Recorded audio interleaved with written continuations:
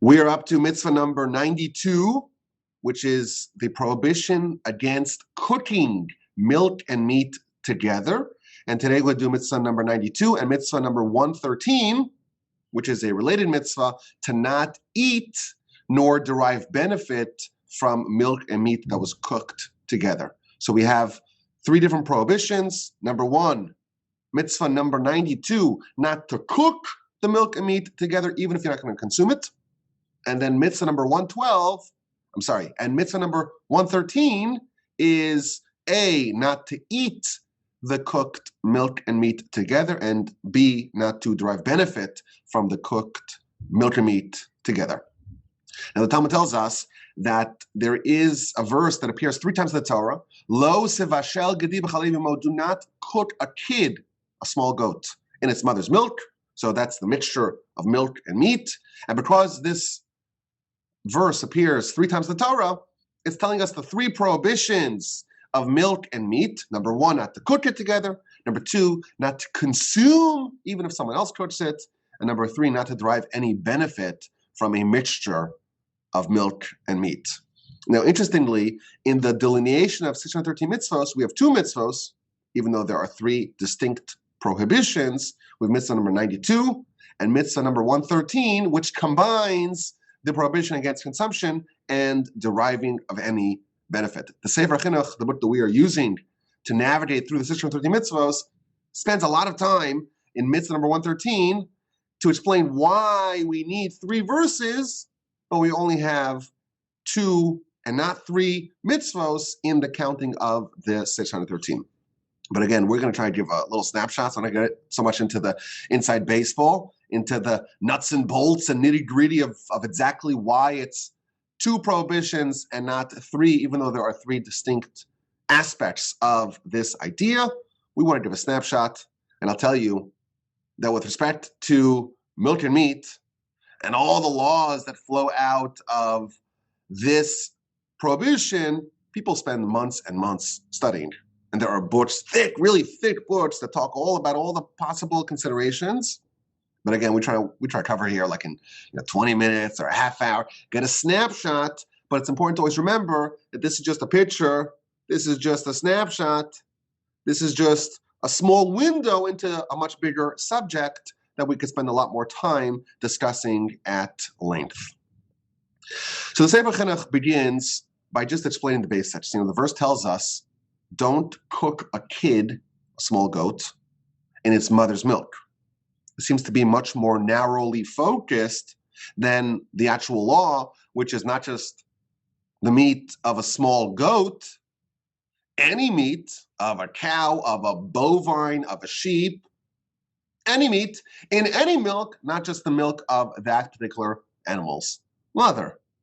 So the Sefer Chinuch explains that the term gedi, which means a kid, a baby goat, that is a generic term for any meat, and he brings a proof.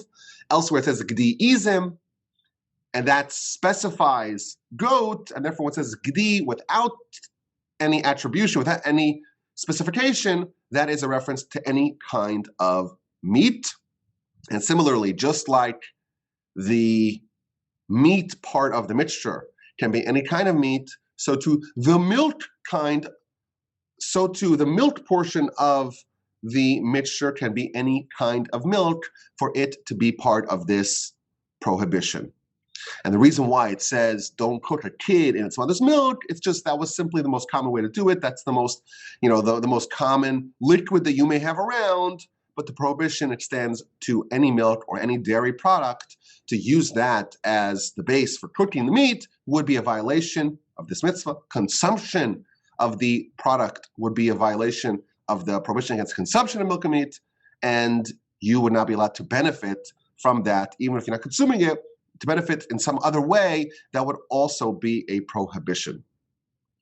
Okay, so that's the basic idea of the law. We have mitzvah number 92, to not cook it, even if you're not benefiting from it directly, you're not consuming it, you're cooking it for someone else, that will be a prohibition. And we have mitzvah number 113, referring to eating and benefiting. There is a prohibition against consumption and benefiting from milk and meat together. So let's go through some of the laws before we try to understand what the principal idea here is. So again, as we mentioned, there is a prohibition between cooking. There's a prohibition against cooking even if someone does not consume. So to be a line cook in a non-kosher establishment that has milk and meat, provided that indeed qualifies as halachic milk and meat, that would be a prohibition. Now, there is a difference between this prohibition against consumption of forbidden food and all other forbidden foods. Let me explain. Normally, the things that are prohibited to eat, there's a certain format of consumption. That you eat it and you enjoy it and you consume it the normal, ordinary way that food is consumed. If you're going to consume something in an unusual fashion, that might be a workaround against some of the prohibited foods that we cannot consume. Whereas by milk and meat, even if there is no benefit, there's no enjoyment. So for example, the food's piping hot and you consume it and you don't chew it, you don't taste it, you don't enjoy it, it burns your throat. Nevertheless, that would be a prohibition of this mitzvah against consumption of milk and meat, even though ordinarily that would not qualify as a form of consumption that would indeed have the full weight of the prohibition. Now, interestingly, from a biblical perspective, the problem with milk and meat is only when the milk is kosher and the meat's kosher independently. It's the mixture that's the problem. And this is one of the mitzvahs that we'll see that is a prohibited mixture of two independently okay things. The milk is kosher. It comes from a kosher animal. The meat is kosher. The meat comes from a kosher animal. It's just that the union of the two is the problem. So for example, what if you have meat from a non-kosher animal or milk from a non-kosher animal? That would not qualify, at least on a biblical sense, because the rabbinic laws, there's lots of rabbinic edicts and decrees on top of the original biblical law. But from a biblical perspective, just the baseline of the law, if you have a non-kosher animal or non-kosher meat, if you have non-kosher meat or non-kosher milk, then that would not qualify as the prohibition of milk and meat. Now, in addition, from a biblical perspective, this is referring only to domesticated animals. So a deer, venison's kosher. It's got the split hooves, it chews its cud, it qualifies as a kosher animal. But because it is what's called a chaya, not a behemoth, not basar, just these are the Hebrew terms for domesticated versus undomesticated animals, because it is a non-domesticated animal, it would not qualify as part of the biblical prohibition against milk and meat. And similarly, fowl and poultry, these are not considered animals. This is poultry, a different classification. They would not qualify biblically as part of the meat that would render, that would be part of this general category of milk and meat. Now, from a rabbinic perspective, the rabbis made a lot of decrees on top of the original law, and that's why poultry and milk is a big no-no, and venison and milk is also a big no-no, but there are differences. Primarily, chiefly, that you can cook and benefit from it, even though you cannot consume it. So we have certain areas of the law are extended to those parts or to those animals that are not part of the biblical law, but not everything is extended. And the Sefer Chinuch, and this is a theme that appears throughout all the literature, he stresses that it's really hard to differentiate between poultry and, let's say, turkey. If you have a beef burger and a turkey burger and a chicken burger, it's sometimes hard to tell the difference. And therefore, if you were to mix milk and meat, put a piece of cheese on your turkey burger, to the innocent bystander, to the onlooker, it seems like you're mixing milk and meat, and therefore something which appears to be a violation of a Torah law, the rabbis very frequently would come and say, let's extend the biblical law with a rabbinic edict in order to prevent copycatters, in order to prevent people to misinterpret what's happening. And they may come to say, well, look, the rabbi's eating the milk and the meat together. It is okay. No, even turkey burgers, even chicken burgers, even poultry, fowl of all types, is extended that you cannot consume that together with milk. Now, what difference is there? This is just an example of how far-reaching these laws are. What difference is there that you can benefit from certain things, even though you cannot consume them? So a very common question people have is pet food. If it's biblically prohibited to benefit from a certain concoction of milk and meat, you cannot benefit by giving it to your pet. That would be benefiting. Even if you're not consuming it yourself, you're not cooking it yourself, but you are benefiting from it. And therefore, if it is part of the category of things that you cannot consume, but you can indeed benefit from, that would be an example of something that you can give to your pets. Okay, so let's go through some of the other laws here.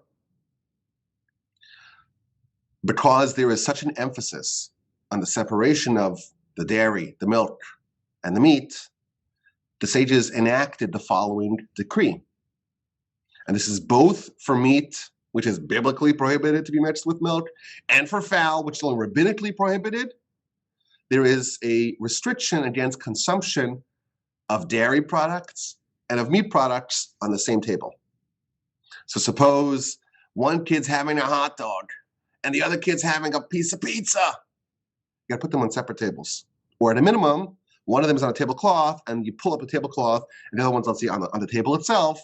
There's a distinction in the table between the part of the table that there's the consumption of the milk and the part of the table that there is the consumption of the meat. And again, this is a very unique situation in that this is a decree on top of a decree.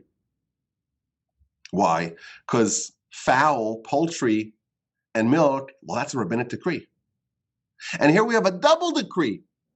There is, not only is there a concern of the poultry and the milk, but there's an additional decree to put them on separate tables, or at least in separate tablecloths, in order to prevent any sort of encroachment from one upon the other.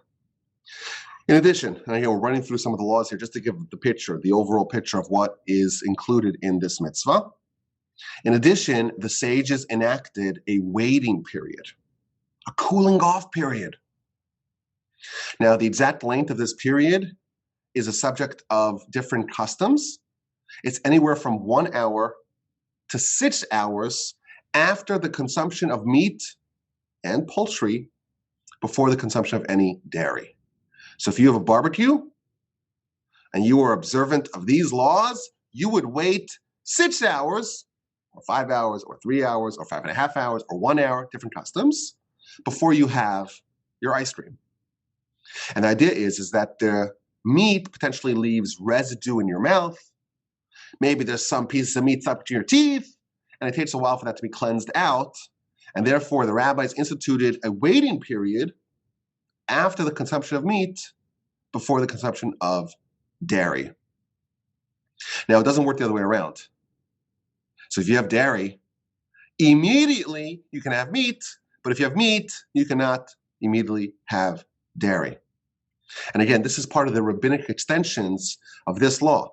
From the biblical perspective, it's only when they're cooked together. Come along the rabbis and they say, well, there's a concern of some sort of residual leftovers of your hot dog, your steak in your teeth or in your mouth, and therefore it's a problem to consume milk or milk products afterwards.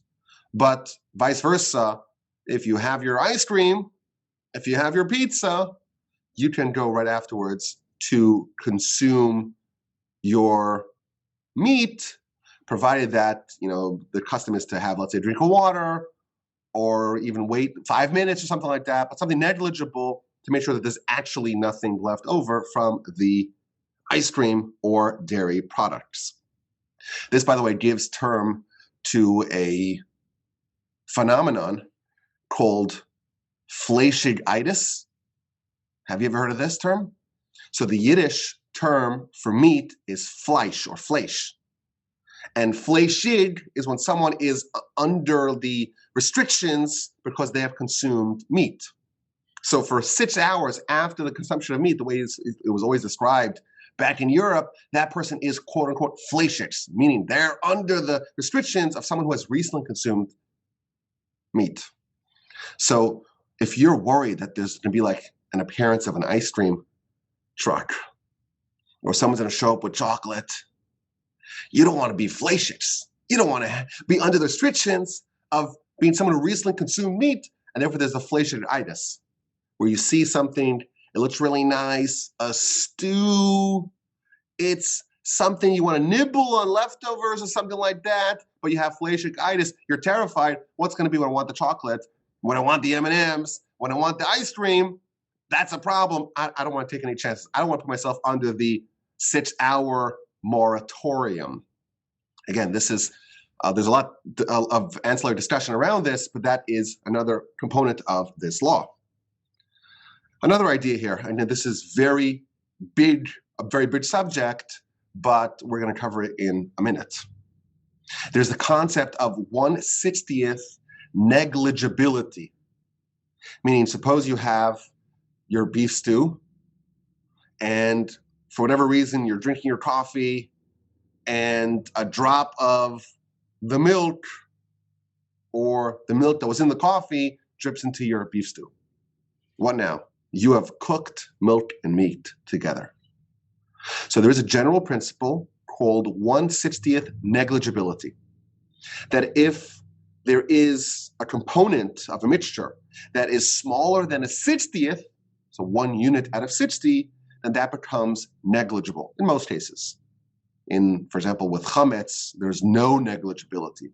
So the tiniest drop of chametz is going to disqualify an entire vat of something which is kosher for Pesach. But with respect to milk and meat, if you have a drop of meat falling into, let's say, a milky, a dairy pot, or vice versa, with more than or fewer than a 60th of the encroaching either dairy or milk, it becomes negligible, and the pot and all its contents can still be consumed. But again, there's a whole cascading list of laws of all the different scenarios and all the different permutations of this, but that's another general principle in this particular law. Now listen to this. What about almond milk?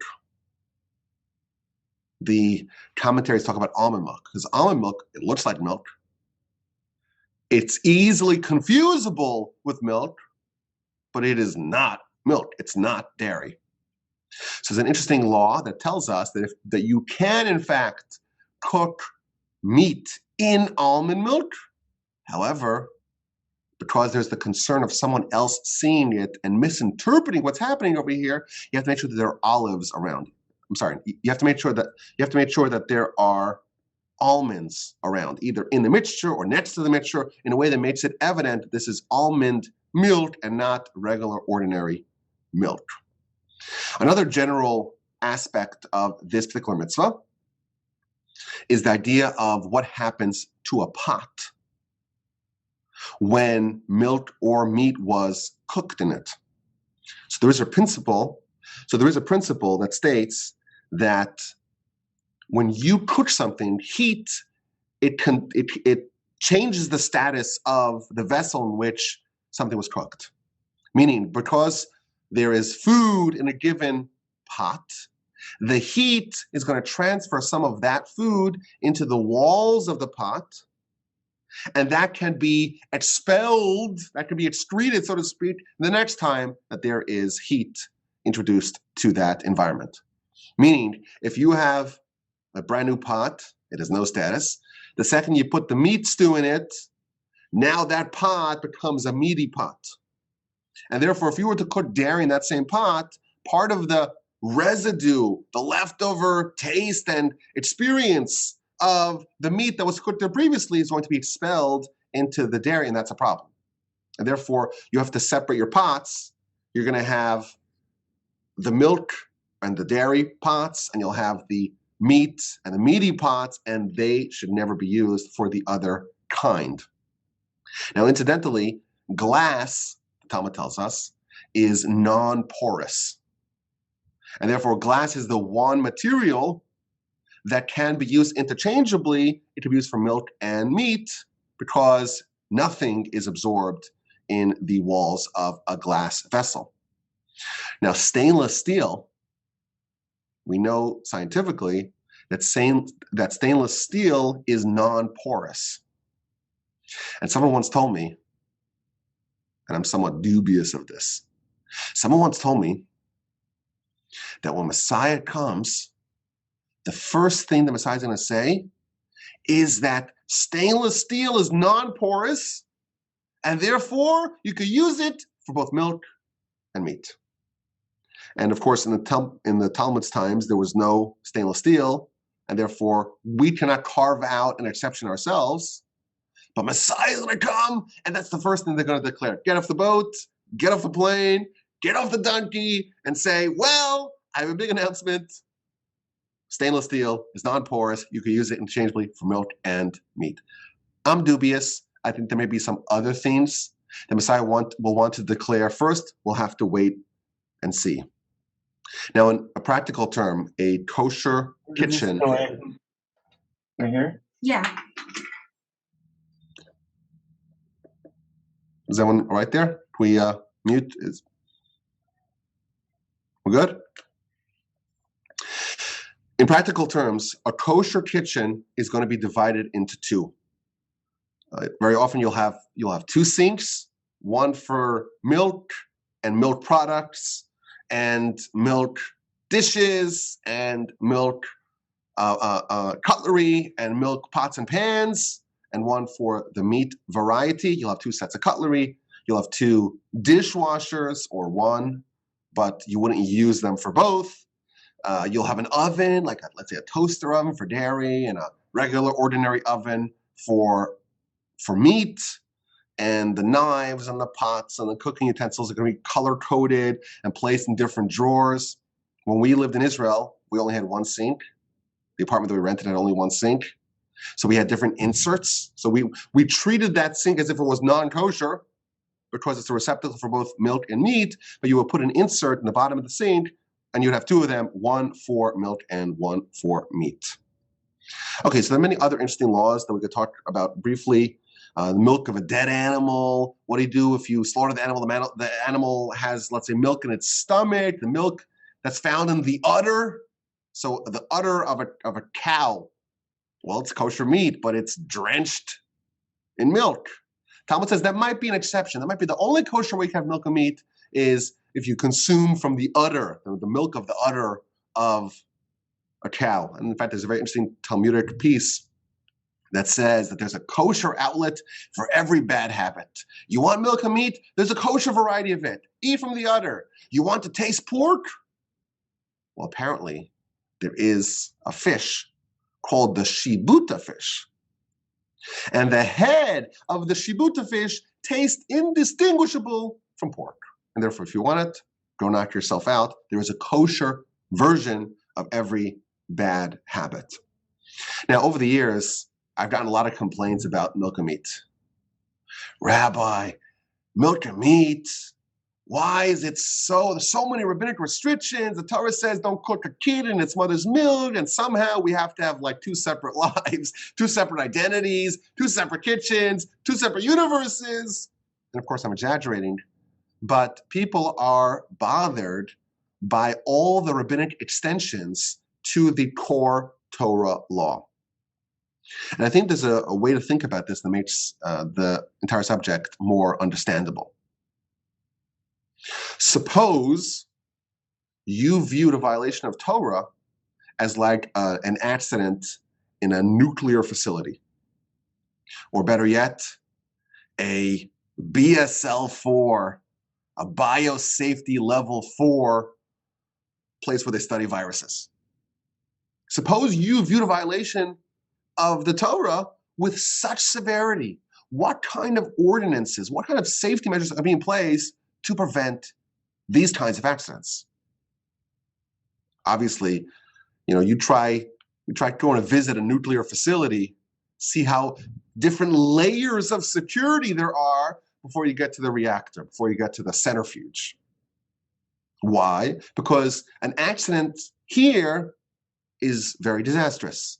It's devastating. It has all kinds of global consequences.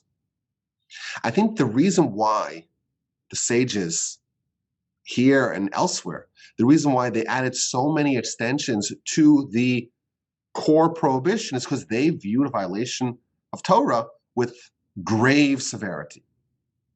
And as a result, they added any kind of potential concern that could potentially yield to an encroachment upon the sacrosanct law. They're going to make a restriction. And the reason why it's hard for us to understand that, we're really going to get mixed up between a turkey burger and a meat burger. How often will that happen? How often will that happen? Even if it happens once every million instances, for the sages who viewed the Torah with such importance and such harsh severity, or at least viewed the violation of the will of God with such seriousness, they're not willing to take even that chance. I think it's a nice framework to understand the rabbis and their modus operandi of how they dealt with potential encroachments upon Torah law. So let's get to the other aspect of this mitzvah that I want to ponder, and that is the reason for this mitzvah. And again, we always say the ultimate reason for any mitzvah is because that is the will of God. Nevertheless, we try to understand a little bit about how we can make sense, how we can process logically a given mitzvah. So the Sefer Chinuch, again, the book that we are using to navigate through the mitzvos, he says, and he kind of even explicitly mentions that there seems to be some Kabbalistic undertones to this idea. And to fully understand it, you really need to go to the Kabbalistic literature. But he says that this is an example of an unnatural combination. He doesn't really elaborate what that means, but the milk and the meat cannot be connected because there's something problematic about this union. It doesn't explain really what that is, but that would explain why, even if you're not going to consume it, just the mixture itself, just the cooking of this itself is problematic. And he quotes the Rambam. He's not a fan of this idea. He says, the Rambam says that this was an idolatrous practice. The idol worshippers would always mix the milk and meat, and therefore, as a way to kind of distance us from anything even tangentially related to the idol worshippers, the Torah prohibited the mixture of milk and meat. The Ramban, he says something that makes a little bit more sense to us. He says that all milk, it comes from animals. And all meat, it also comes from animals. And therefore, there's an element of cruelty for us to use the liquid that comes from animals to kill and to cook the animal itself. And therefore, as a way to distancing us from cruelty, the Torah says don't use the byproduct of an animal to process and to cook that said animal. A nice idea that makes a little bit more sense to us. And then there's Rabbeinu Bechaya. He says, listen to this. He says that milk comes from blood.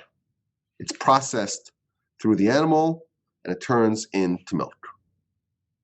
But consumption of blood is likely to lead that person, the person who consumes it, into cruelty. And the milk reverts back to blood when it's mixed with meat. And therefore, if you're going to consume milk and meat, the milk part of that concoction is going to be or have the quality of blood in that it's going to make you more cruel. And therefore, That's his reason why we should avoid it. But ultimately, as we mentioned earlier, the real reason is because that's what God decreed upon us. I had a friend who told me that there are enzymes. I don't remember the details of what he said. Something to the effect of there are enzymes that are needed to digest meat. And when you add milk to that, the milk is not properly digested. Therefore, it's unhealthy for you to have meat and then milk, but vice versa, it's not a problem. So I don't know if that's true or not, but regardless, even if it was true, it's probably a result of the law, not the cause of the law.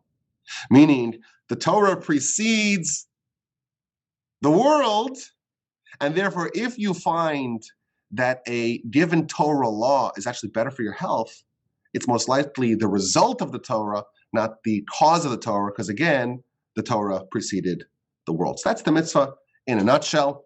Mixing milk and meat, we don't do it, we don't cook it, we don't consume it, and we don't derive any benefit from it. As always, my address is rabbiwolbe@gmail.com.